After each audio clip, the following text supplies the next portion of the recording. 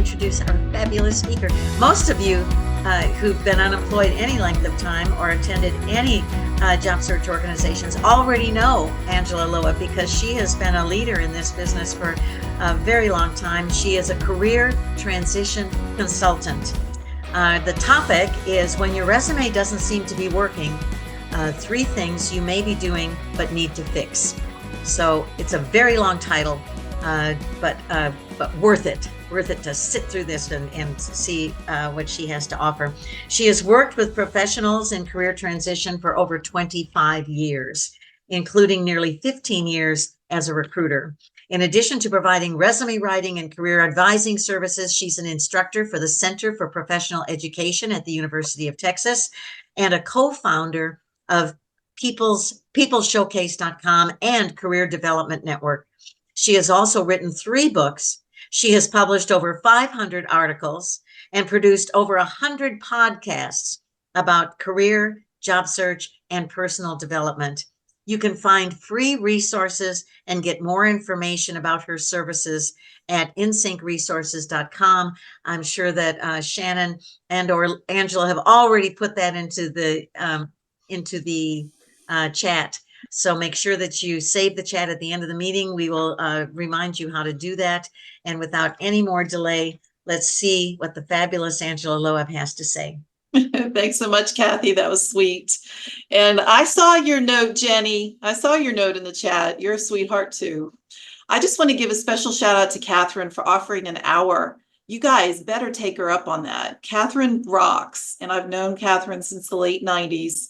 Boy, I'm really dating us, Catherine. But yes, you need to take advantage of anything she's doing. That's really cool. Also, Kathy was a special guest to a specific program that Career Development Network just hosted. This is other career development professionals in the Austin area and beyond, because we have people who attend from other communities as well. Someone as far as Denver, for instance. Anyway, we were talking about free career resources. And Kathy, of course, talked about Launchpad Job Club. And Nancy Bishop, who is one of our co-founders, she asked me to go to our website and take all of that information that was shared by all of our so knowledgeable career development professionals and create a web page on the website that I run for our group. So I'm going to share that with you guys right now. It is currently fairly accurate. It does reflect some of the many things that Kathy talked about, but it goes into even more. For instance, it has Dan Medlin's group in there. It has some things that you can do that are beyond the borders of Texas. So there's a lot of free resources. So I just put that link in there. It's free career resources at the Career Development Network. So Kathy, I didn't think you'd mind. I shared that. Thank you very much. Okay, cool. So let me share my screen with you guys. Let's get into this presentation. I'll show you what I'm going to do. Yes, it's a long title, but you know what? I wanted the title to say it all, even if no one read the description of what we were talking about. I decided, what could I do that, obviously the things I'll talk about are, the people who attend programs like this that are so wonderfully hosted by Launchpad Job Club. And I know this because I've been a friend of the frog since the beginning, when it was created in 2001. And I was still a recruiter back then. There's so much information, and you're probably getting the information that I'm going to share with you today. So what I'm hoping is that you'll take away some specific golden nuggets that you will definitely apply. I'm hoping it will validate and verify the things that you've been hearing from Kathy and other experts over and over, probably. Though you never know, you might hear something you're like, oh no, I hadn't heard it put that way. That's a good idea, and I'll do that. But these are the things that people commonly come to me. And I've been working with people with their resumes in one form or another for probably about 20, 25 years. Because when I was a recruiter, that's what I did. I reviewed resumes all the time. And I would work with people who were terrific candidates, but their resumes weren't so hot. And so a lot of times, even as a recruiter, a third-party recruiter trying to present individuals to companies, various companies for various roles, I found myself often having to advise the candidates. Could you do this? Could you change that? Could you modify this? Could you emphasize that? So I have a lot of like knowledge and information in this brain of mine. And so I decided, what are the common things that people come to me still to this day, decades later, that I assume, of course, everyone should know this. It's out there on the internet. Of course, I've written a gazillion articles about it. But still, these are the things that people still really kind of don't get. And partly it's because, well, are you really a professional job seeker? I mean, I hope you're not a professional job seeker, okay? Only a professional job seeker would probably know this, because you've done job search constantly all the time. So if you don't like think of these things and you come across it and you're hearing what I'm saying, it's like, oh yeah, oh okay. It's just because it's not something you're doing constantly all the time. But I do. I see it constantly and all the time. So these are the three things that I just come across all the time in helping people and advising them, whether I'm actually engaging in services to provide services to them, or I'm just having a quick 20-minute free consultation with them over the phone and looking at their resume and giving them some input. These are the common things. So just to kind of give you some setup, all right? So here we go. The very first one is, actually the first two have to do with the summary section of the resume. The very first one is there's too much gray noise. Now, you know what gray noise is, right? Gray noise is like it lulls people to sleep, right? It's to help you with insomnia, make you go to sleep. The point is that gray noise is stuff that recruiters just ignore. They look at your resume and they just totally gloss over it because they're looking for hard data, information, trying to answer the questions that they want to answer. Now, this doesn't just go for recruiters. This goes for anyone who's reviewing resumes a lot to look at candidates. If they're posting a position and they're getting inundated with resumes, they are having to screen those. Now, sometimes, well, of course, they'll engage technology tools. That's another topic, and we'll talk about that a little bit later. But the point is that a lot of people put gray noise on their resume. That's because you are sitting in your own bubble thinking about yourself, which you should, and think about, well, what are the great things about myself? What are the things that I want to say about myself? Not just my skills, but who am I? And we all of us career consultants, we tell you, you need to have a personal brand. You need to describe yourself. But guess what? They may say in the job posting that they have all these things that they want you to be able to do, and these skills that you, beyond the skills, that's like the personality fit. But guess what? On the resume, they don't care about it. It's very interesting. So what I suggest to people is 2 remedies for making sure that you're removing the gray noise. And the first one is use adjectives with care. You know what I mean, right? Dedicated, results driven, attention to detail. Oh, okay. Look, next I'm going to advance to the next slide. You'll see this is what it looks like. Lots of, like, I went to the internet, guys, yesterday, and I looked through sample resumes. It's the internet's fault. They're telling you to do this. This is what I see all over the samples, right? Experienced project manager, enthusiastic student teacher, experienced and self-motivated manager, passionate sales manager, et cetera, et cetera, et cetera. They're not even looking at this. If that's how the first statement on your resume starts, they're ignoring that statement, because what they want is computer scientist, project manager, registered nurse, accountant. That's the information they want. So this is what a recruiter or someone who's reviewing a lot of resumes would prefer to see. They would prefer to see a statement that looks like this: IT professional. I already know. First thing I see on the resume, this is an IT professional. Good. It's not a bus driver. That happened to me when I was a recruiter, by the way. I was recruiting for an executive assistant, and a Capital Metro bus driver applied for the job. So I also had an electrical engineer one time apply for a position that I was filling in for an executive assistant. And very interesting note he wrote to me about how he used to have an executive assistant who was a male. So he knew men could be executive assistants. And he totally missed the point, right? The point was I was looking for an executive assistant, not an electrical engineer. So when you position yourself as IT professional, bookkeeper, whatever, make it the first statement, not an adjective. You'll notice these two positioning statements. That's what I call it. It's the first statement positioning you in the reader's mind. And yeah, it's a play on words. It's a pun. It does include a position. IT professional, bookkeeper, those positions that you're targeting and qualified for. But you'll notice that neither one of these have adjectives, like anywhere. It's very dry, just very factual. Doesn't mean you can't have it. It just means that this is what they want. They want the data, the information that they can sink their teeth into. And if you don't tell it to them and you don't have it there, they're going to go jump down and look at your experience section, ignore your summary section, and because there's too much gray noise there, and they're looking for that data, and they're going to look for the information in the experience section. So if the role that you held most recently is not the role that you're targeting, guess what? You've lost the opportunity to make a different first impression. Now, what if it's not just one thing that you're interested in identifying yourself as? IT professional is very generalized, right? It's very open-ended to various types of things that you could qualify for. And so I came up with a sample resume for you guys. I decided to call this person Taylor, gender neutral name, Taylor Doe, okay? And Taylor Doe is a web developer.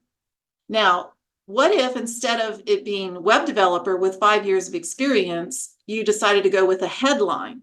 Thank you, LinkedIn, for making headlines acceptable on resumes. I've always loved headlines. I don't know if Catherine loves headlines as much as I do because she does resumes as well.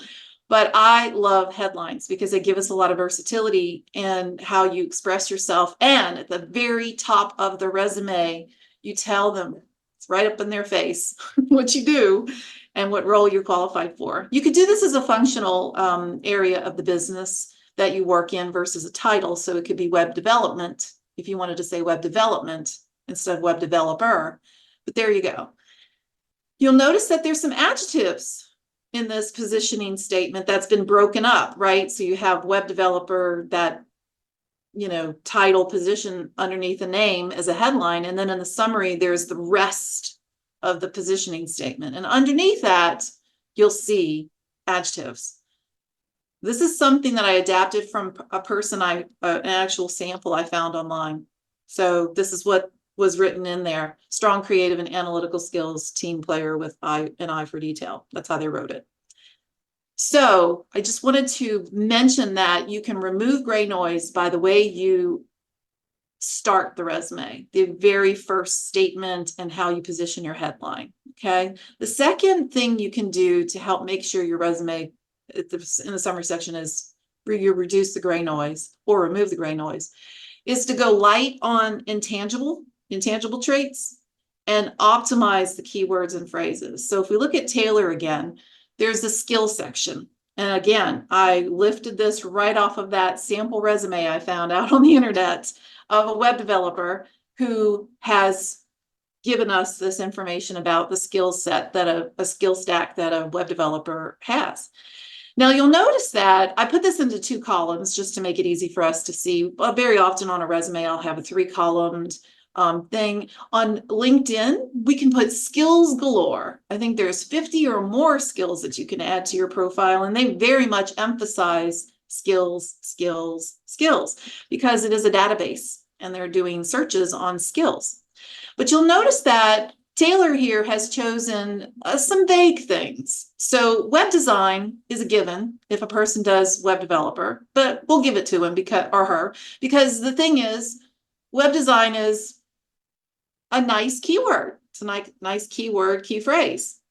Design thinking, it's a little bit, vague in general as well, but still pretty good keyword key that they might want to see pop off the page when they look at this resume. Front end coding.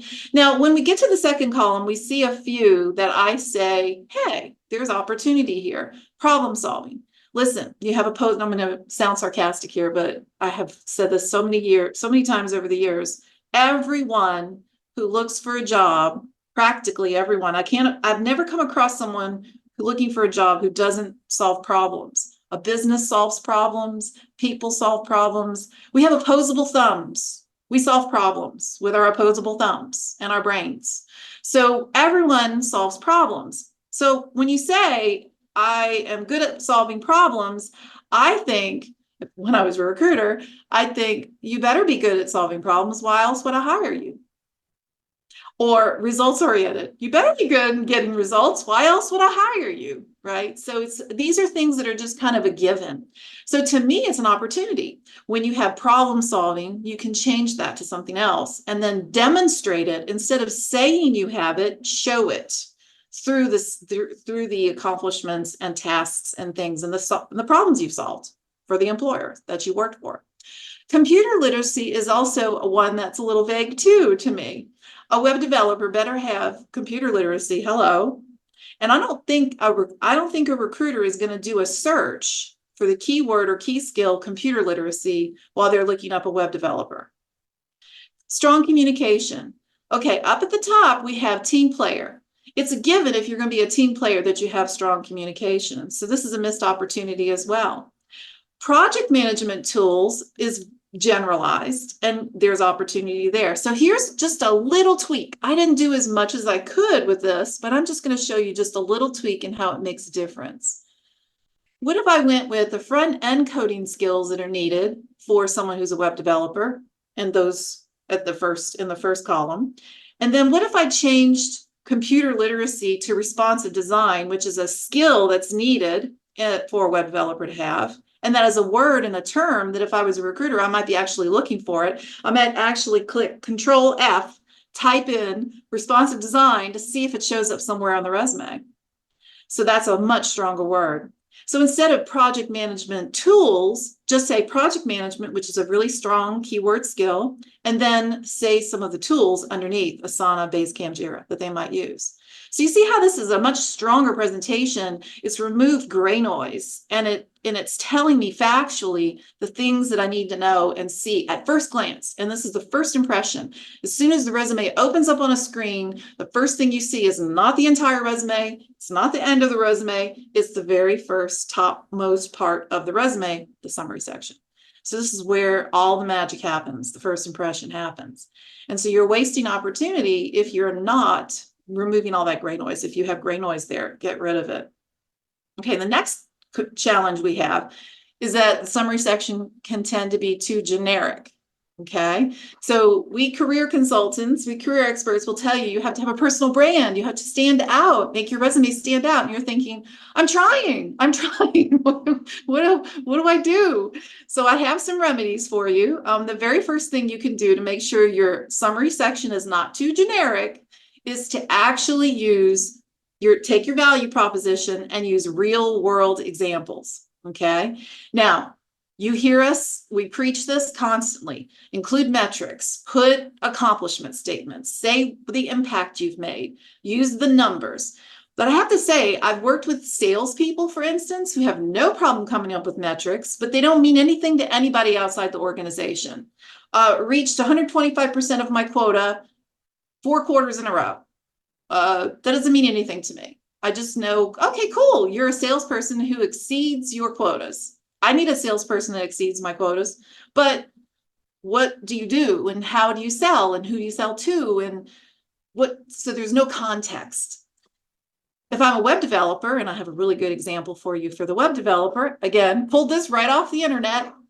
I like putting in the summary section a little notable career highlights section, a little notable contributions, whatever you want to call it, but it's pick 3 success stories that are grounded with real information that really show your value proposition. I can tell you right now, recruiters see it over and over and over and over and over and over again.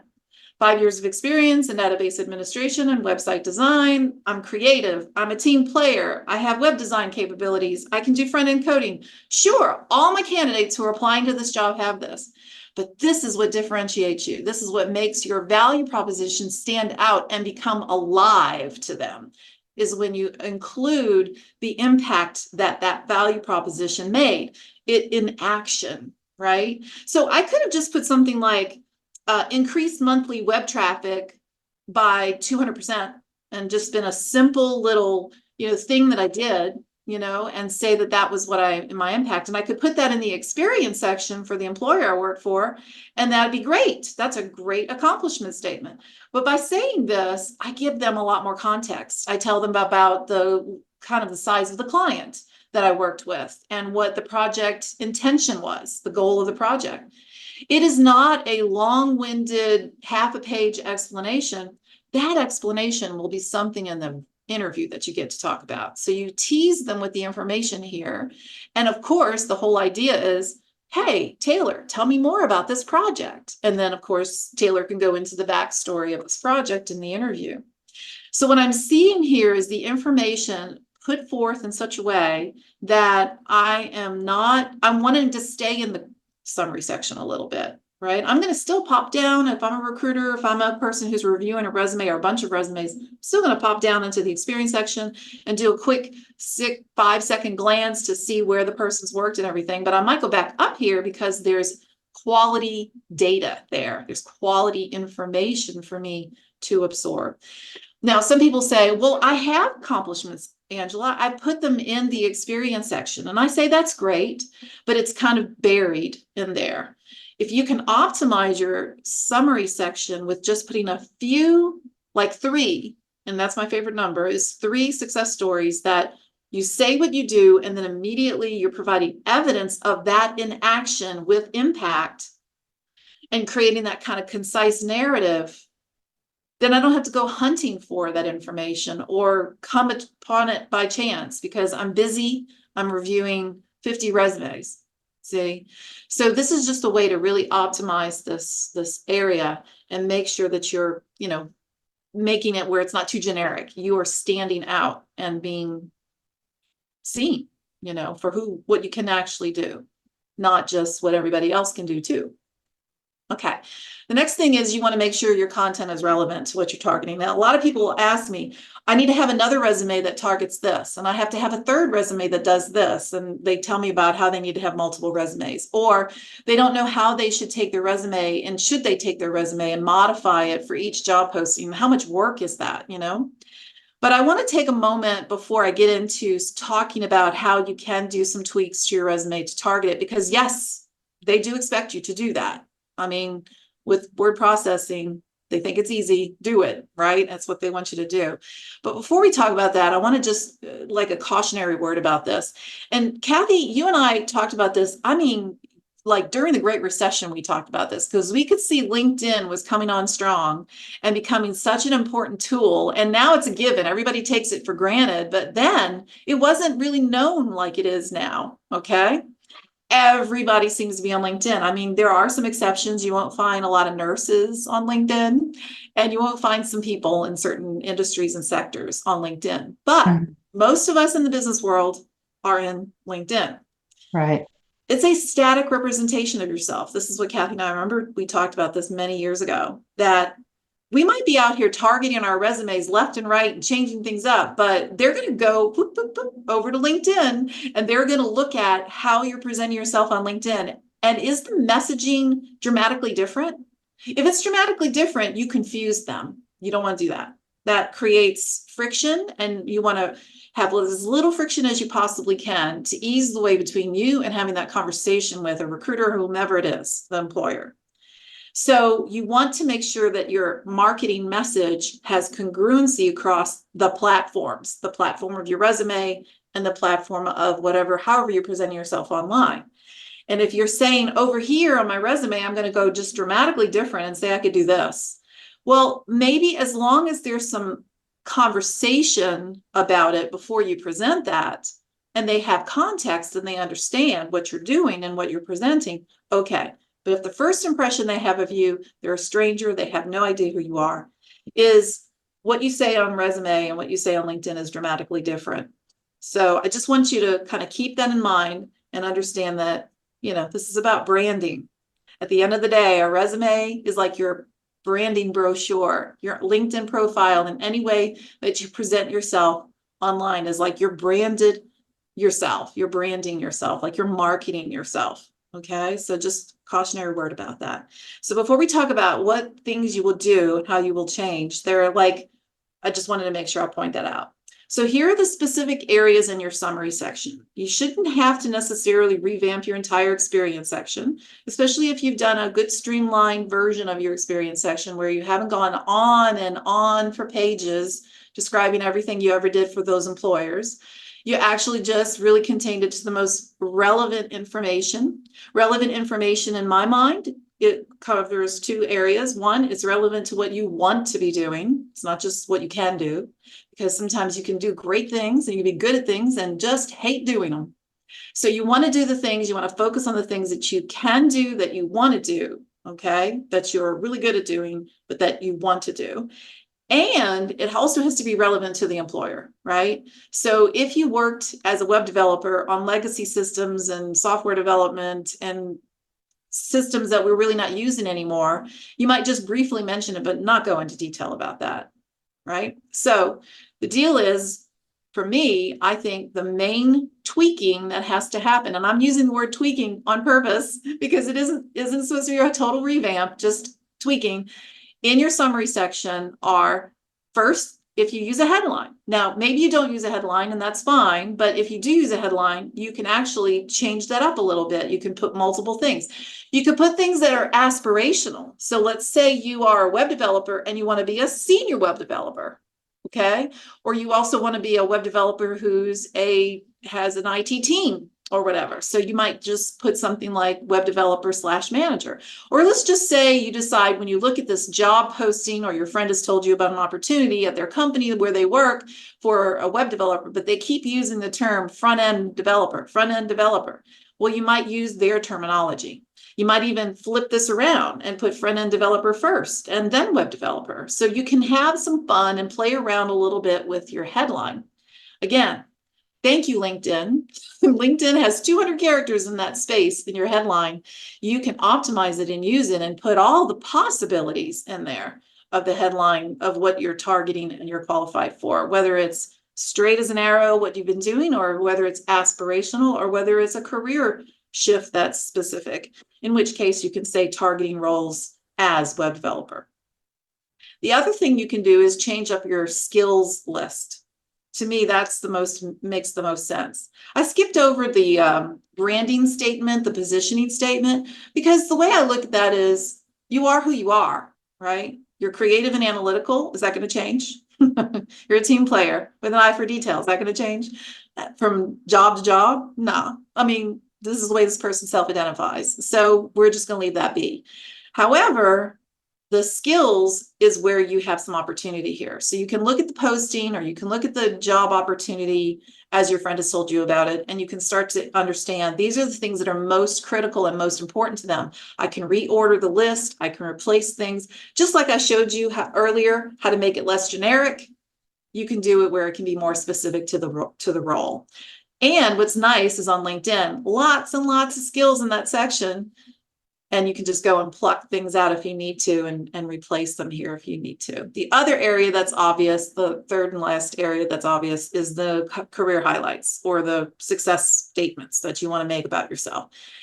If your friend tells you that they're working on a particular project and they really need someone to come in and help them with these types of things, or this particular area, or to work with these kinds of businesses that need these kind of websites developed, you might pluck out of your background because maybe you have 20 stories. I definitely suggest you have a lot of success stories ready for the interview.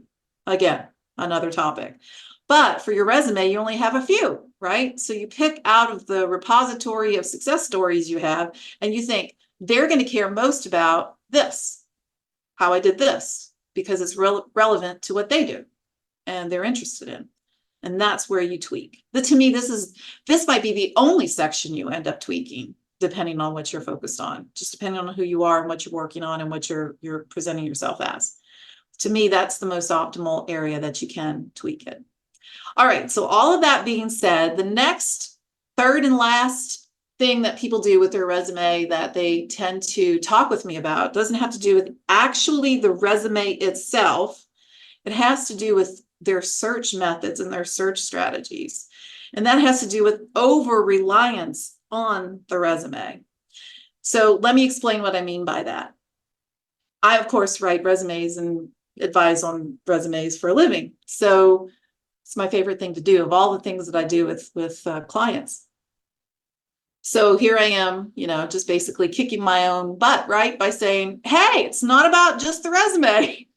But that's because I was a recruiter for a long time. And I understand that it isn't just send your resume in, like a client used to call it, post and pray. Post your resume and pray that they see it, that they call you, they contact you, moves forward. So that strategy is very frustrating for people that I talk to, of course, but by the time they reach out to me, they think it's their resume. They think something's wrong with my resume. I'm not getting anywhere. And I say sometimes they look at their resume, and of course, I always say you can talk to 50 people and get 150 opinions about your resume, but because everybody has an opinion about a resume, and of course I have mine, and I will nitpick and I will show you and I'll proofread and I'll find the instance where you should have said led instead of lead and it's past tense versus present tense, and I'll help you with all that stuff, obviously. But when it gets down to it, I work with people sometimes whose resumes are pretty good. And they think the reason why their job search success is not happening or their results are poor is because of the resume. And I'm just telling you, we can't over rely on our resume to do our job search for us. And I'm saying this fully understanding that that's the way the system is set up. And we're supposed to submit our resumes and post and pray. We're supposed to. That's what we're taught to do. That's what we're expected to do. That's how the system is set up. All right, so I guess you're probably going to know what my first remedy for this is. All right, we're not surprised to know that I'm going to suggest proactive job search methods based on people connections, not the resume, not technology. In fact, they look at job search and they study job search, and all the statistics show us that the most effective search strategies, the ones that get the most results for people, are the ones where you're networking, you're making connections, you're using bridge people to get introduced into a company. You are directly yourself making an outreach to an employer, not waiting for them to post something, praying that that company you really want to work for has a posting that you can then apply for, and then have this reactionary type of job search, or that an executive recruiter or a third-party recruiter is going to find them a job. I'm going to get in their database and they have lots of jobs, right? So obviously they're going to get me something. Nope, that doesn't work either, because it's still reactive. A proactive strategy is where you're actually making your jobs, like you're the one that's making the results. You're reverse engineering your job, basically. So making connections, not relying on the thing. Now, the metaphor I like to use, just to put it into context here, is imagine your job search is like a sales process. Kind of is, isn't it? Your resume is your marketing brochure. You're out there trying to talk about, bringing yourself to market. Taylor Doe is bringing Taylor to market, right? And this is Taylor's resume, and it's Taylor's brochure. And then Taylor goes to an interview and has to talk about all the things that Taylor's done to successes, like a business has to give like case studies. Like, you want to hire us to do the blah, blah, blah thing for you because we've done this for other customers before. Sounds like a sales process, doesn't it? Well, if we liken it to the sales process and we use that metaphor, to me, when you respond to postings, which is something you have to do, and I'm not saying not to do it, I'm saying do it, just don't only do it. It's like a state agency putting out a request for a bid. So we want a proposal. We want you to bid for this business. So send in your proposal. And that's what you're doing. You're sending in your resume and you're competing against others. And they may have a favorite contracting firm that they want to work with, but they're still going to open it for bid. So you're in competition mode for the opportunity with a bunch of strangers, against strangers, with strangers, a lot of times. Whereas if you, in sales, well, the more I talk to people who don't know me, I know that I'm going to have to win them over. I'm going to have to make relationships, relationship-based selling, and people wanting to buy from who they know and who they trust, and who's recommended to them by people they know and trust. That's the kind of sales that happen more quickly when you can close a sale. So the deal is that when you're in the job search, when you're in transition, people helping people tends to work more effectively because It's all about, I know you. If you're leading with your resume, just like if I was trying to sell something to a business and I led with my business card, or I led with my brochure, or I sent them a link to my website with a sales pitch, they don't know me. They don't have a connection. I'm not real to them. I'm just this, pixels, on a screen.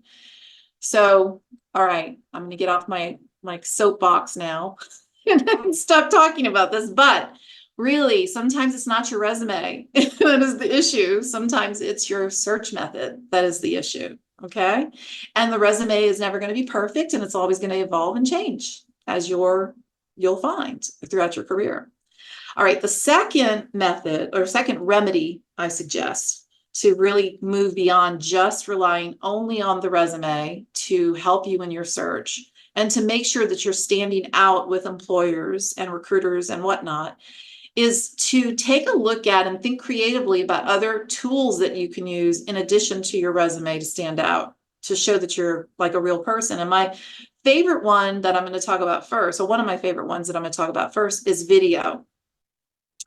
And a lot of people are using video these days to hire. Like, I know Launchpad Job Club does a lot of work around HireVue. Isn't that right, Kathy? You guys have a whole program on that, helping people with HireVue. Yes, we do. That's our third week, third Friday's satellite class. Yeah. And HireVue is a tool that companies are engaging so that when you apply for a job, you also submit a video of yourself. So if you're video shy, get over it, because this is the wave of not the future, of the now. So creating a video of yourself using your phone or whatever, and then having either a video resume or video profile. Now that's why shameless plug. That's why I'm a co-founder of People Showcase, peopleshowcase.com, because it's a platform that I worked with a colleague who's in the HR space. She knows that employers want to see videos, and small businesses can't afford things like a HireVue. So this is her answer to that solution for small businesses. And so when candidates are wanting to present themselves, in addition to their resume, they get to see a real person talking like they're real. And there's actually a rash of, thank you, AI, and the birth of AI. I'm so resistant to AI, I guess. But there's a lot of posing happening with fake candidates, apparently. So I know candidates forever have complained about fake jobs being posted. Well, guess what? Now we have fake candidates, and it just blows my mind. So video at least helps you to be authentic. All right. So I'm really a big believer in this. I think you should have an introduction video. So if you are going to say, they answer the question, tell me about yourself, or you have a little elevator pitch, an introduction statement, saying it for 30 seconds, 15 seconds, whatever, in a video can make it real. You can also do something that is like success story, maybe a success story that's related to what it is that's relevant, like a proudest thing that you've ever been involved in, accomplished, that speaks to the kind of thing that you're ideally targeting. So you kind of think about how you're branding yourself. But video is really something I think that a lot of people are overlooking, especially in my generation. And full disclosure, I just turned 58, so I'm no spring chicken. But video is something a lot of folks in my generation are like, what? But my kid who's 30, no problem. She's a TikToker. She's a book talker. She does book reviews, and she's on video practically every week, putting out videos of herself reviewing books. So, hey, we're competing. Let's get competitive. Use video. Next thing is a resume addendum. So we're restricted to actually using 2 pages to explain our experience and our information. And it is a restriction. 2 pages. That's what they want. No, it's not 1 page. It is 2 pages, just saying. But if you are in a situation where you're like, but I have more really great information I want to provide, then you can provide it in an extra document as an addendum. You can utilize LinkedIn as your resume addendum. A lot of people are doing that, where they're putting a lot of the extra information in LinkedIn because they have those nice little accordion fields where see more, and then boom, it opens up and there's a lot more information. But when you see less, when you first look at the screen, it's just 4 lines. They know the attention spans of people who are reviewing a bunch of candidates. They know how to design it specifically with that audience in mind, and that's what they want to see. They want to see a quick scan, and if they're interested, they want to do a deeper scan. They want to do a deeper look.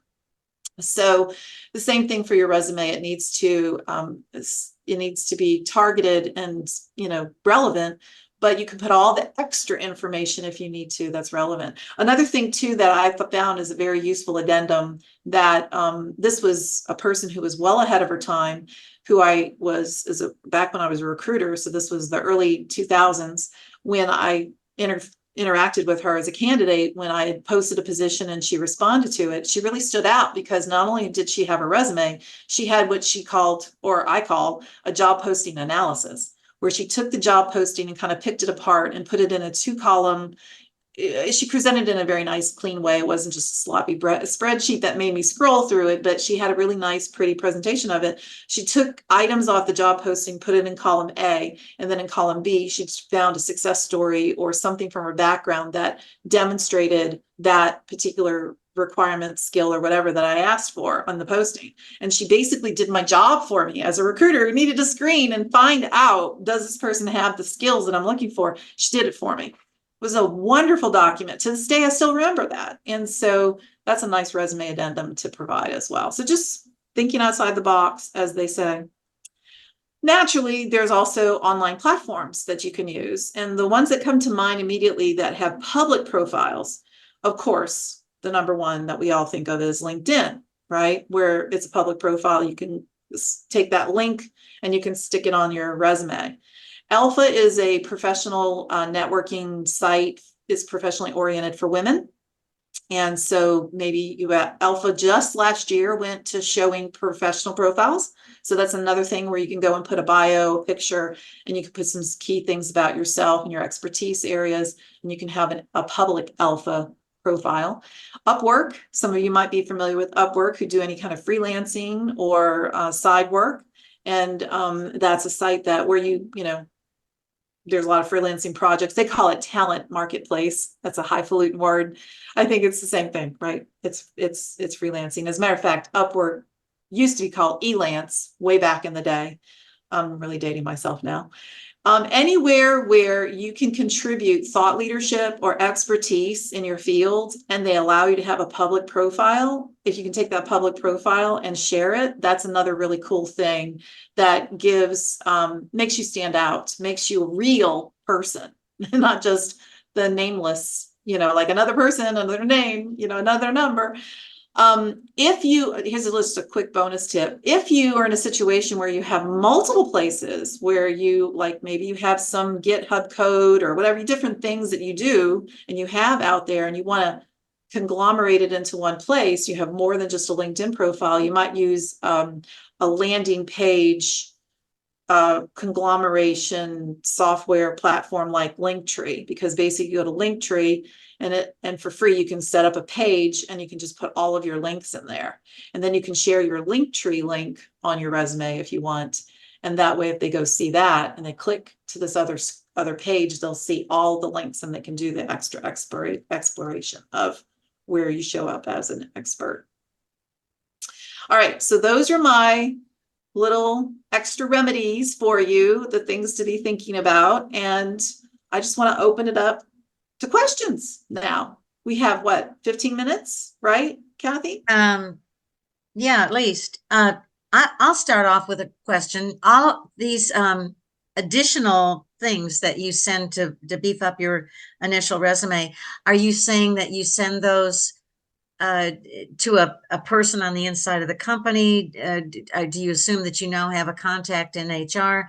Do you send it somehow through the application portal, the same one that you use to send your resume initially? How do you get the additional tools into the hands of the right person? So if I was just had a LinkedIn profile and that's all, that's the only place I'm on internet, right? Then I would just put my LinkedIn URL on my resume with my contact information at the top. Okay. And then, they're going to go look it up anyway. Might as well make it super easy for them to click. Boom. It's like an invitation. Boom. Go see it. If I also wanted them to see, hey, look, I'm a lot of things. I'm not just this LinkedIn profile and just this resume. I do have all of this too. Then I could set up a link tree and use that link instead on my resume. So I'm thinking along the lines of resume. Now, what if I also wanted to show other work that I do or thought leadership that I've done with something else? I might then share that on LinkedIn too, or on other social media platforms. Obviously, video and social media platforms, they're married, they love each other. So video is optimized on people's feeds. They prefer to see a video than to see a photograph or text. So if you create a video and you stick it on your Facebook or you stick it on LinkedIn or whatever, it's going to get more views. It's going to be out, the algorithm likes it more. So you can share video that way too.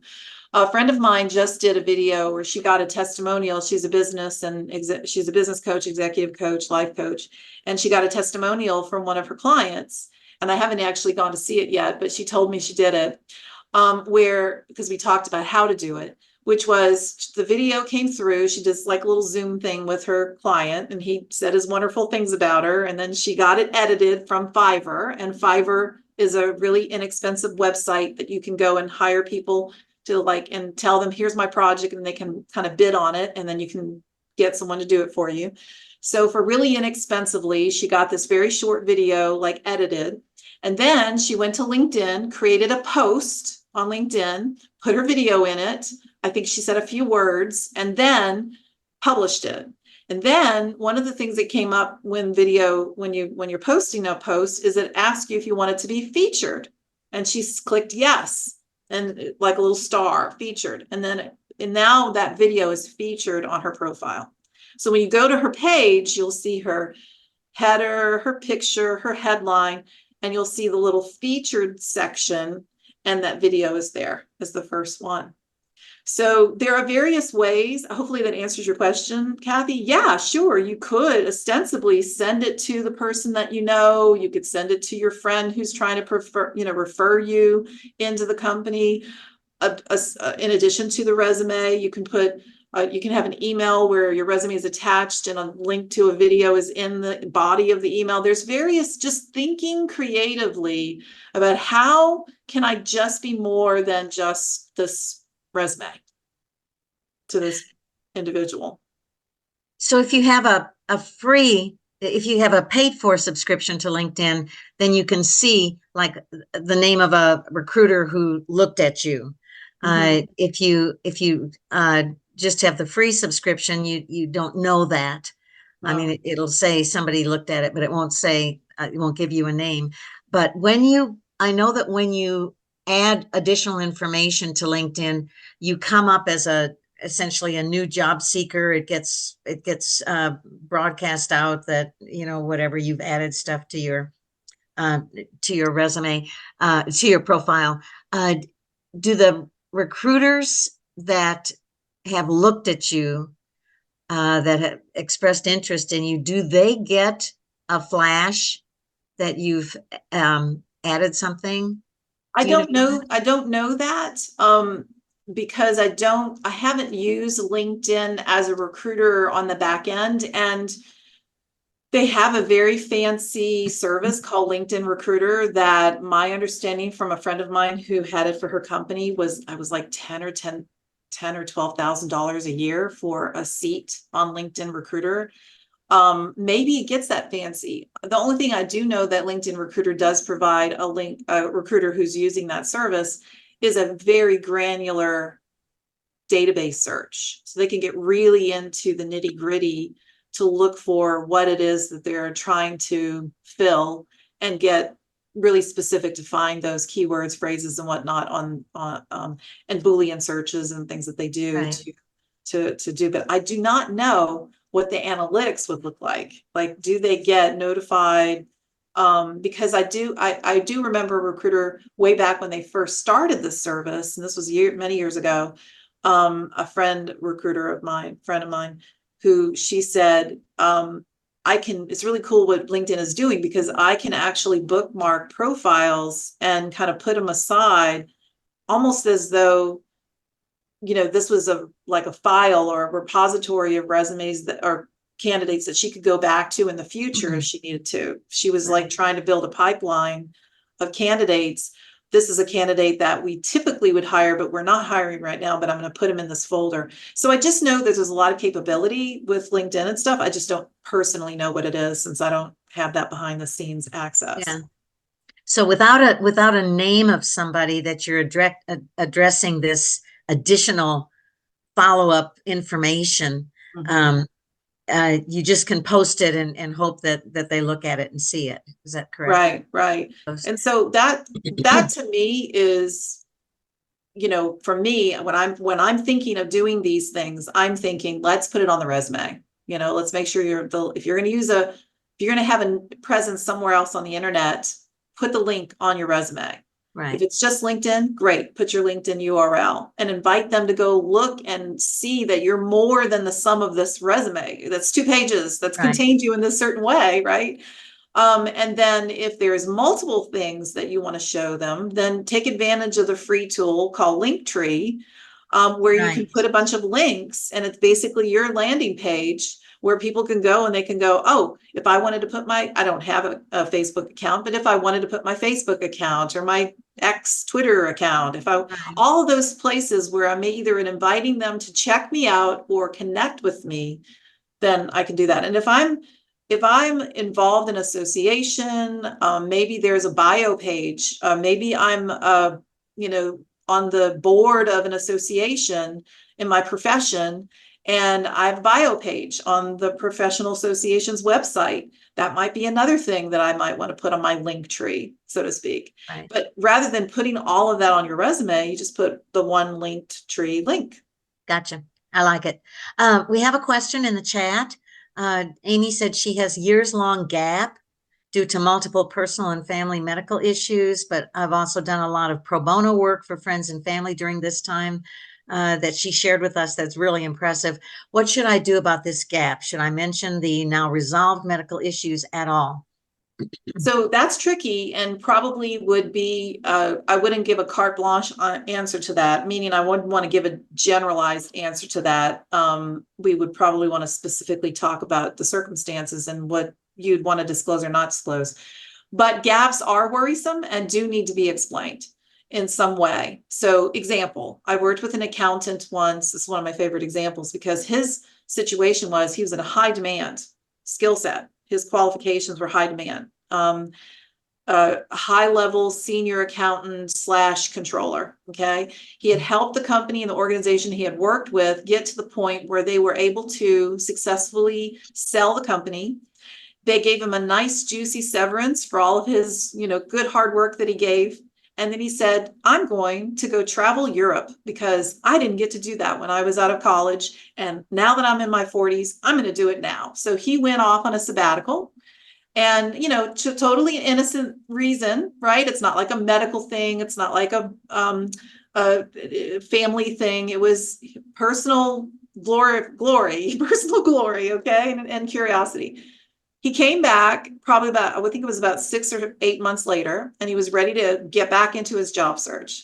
And he had a gap, and he said sabbatical on his resume, and nobody was calling him. And he had juicy skills, juicy qualifications, wonderful accomplishments. So he was frustrated by the time he reached out to me. And so we sat down and we talked about the fact that he needed to put something more than just traveling. I said, did you volunteer? Did you take any online classes or continuing education in your profession? He said, yeah, I did both those things. Put that in the space. That needs to go in there as well. So that recruiters and companies look at that information and they think in their mind, fair or unfair, I'm not here to judge that. I'm just saying I know how they think, which is that's a credible reason or a credible thing to be doing, no matter what your reason is for having taken time away. So if you say you have been out for a medical reason, the concern is that resolved? Are you now going to be a risk factor? Okay.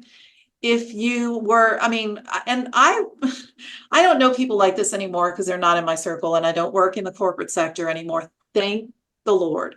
But I did work with a recruiter once that I remember we were reviewing resumes together And he just said out of the blue, what's the gap on this person's resume? They didn't explain it. Where were they, in prison? And I said, now, why would your mind go there? Why would you think that? Just so you know, people just kind of do think sometimes they'll fill in the story, if you don't tell them, but I still think that you could say things with tact and honesty. Each case is unique. And so that's why I can't give a blanket, this is the solution for it. But I can tell you that explanations that are credible and that they like are things like you did some continuing education, you did some volunteering, you did some things that kept you active, even if it was part-time, even if you didn't get paid for it. They don't need to know that you got paid for it or not. Okay. And Shannon, she preaches the choir on this because that's what Leap to Success is all about. Yeah. So she said volunteer. And Amy has some really impressive pro bono stuff that she did during that time period that I think we can emphasize. So unless your accomplishment is that you got let out early for good behavior, you don't want to mention that sort And of even stuff. then, you never know how opportunity happens. Again, it can't be your resume that you're over relying on, especially when there's anything non-traditional whatsoever about your job search. And most of us, even in a traditional job search, are struggling. So it really has to do with the way you're going about getting the opportunity through people that can connect you and that you connect to them. And it's a give and take. It's a mutually beneficial relationship type scenario. I one time sat across from a person who, this is when I was early on in my early days, I was really green, late 90s as a recruiter. And our company had a strict policy. You could not place felons. In fact, you couldn't place someone with them, and they had very well-defined misdemeanors. It was like if they had 3 or more of these minor misdemeanors, no, and absolutely no felonies. So they had very strict, hard rules. It was a temporary service that placed temporary people. And one time I had a person that came in to interview. I don't remember his name, but I will never forget what he looks like in that whole experience. And he did not fill in the part of the application where you have to disclose that you have no criminal record. So by the time we sat down in the interview, he then wanted to tell me about his situation, where he had been recently released from having served in prison for first-degree murder. And I said, well, I can't help you, but it looks like while you were in prison, you learned soldering skills. Yes. Okay, well, I know someone who looks for solderers, and if it's fine with you, I will disclose your situation to him and see if he's open, but I can't place you. Our company cannot be involved in making this placement. I'm just personally going to make this connection, and he may very well say no because I don't know what their policy is. Well, I made the call. The guy said, send him over, I'll talk to him. And he hired him. So I'm just saying, sometimes you never know what the circumstance is. And if he was just going through a computer system and didn't have any conversation with anyone and tried to take a chance on it, he wouldn't have gotten hired. So I say, I don't care if you just got out for good behavior or not, you can still get a job. I used to work, my entire job used to be working with people coming out of prison and helping them find jobs. So I got that one covered. Catherine has asked you, how important is it to put your phone number on your LinkedIn summary? Oh, in LinkedIn, on the service of LinkedIn? She said, how important is it to put your phone number on your LinkedIn, like your about section, your profile? summary? I wouldn't, because spam, baby. I will tell you I this. I know recruiters who do it. Gary O'Neill, I know, for years, taught about LinkedIn as a recruiter and said, make it easy for them to find you. Put your phone number on there, put your email on there. Right? And we all did it. But now I will say this, it's easier on LinkedIn if a recruiter wants to talk to you and they go into your contact information and you've got your phone number and to contact, and you've said you want only recruiters to see you, they'll be able to access. Right. But I've got my phone number on there, and I've never been spammed from LinkedIn, but not to say you wouldn't. Absolutely. So I think I'm a person that extremely private. And so I do not, and I already get a ton of spam in my inbox, spam to my telemarketing, to my cell phone. I don't care what, they just still find you and so forth. So why make it easier to spam you? So I'm all about, listen, if LinkedIn is doing that where you can opt for recruiters or not, that's perfect. They know because they're selling Sales Navigator because I'm a business and I'm getting marketed to like crazy by people who are getting my information from Sales Navigator on LinkedIn. Anyway, and I do not have my phone number and I do not have my email address on my profile itself, right? So they're going to get it anyway if they want it. If they want it bad enough, they'll get it.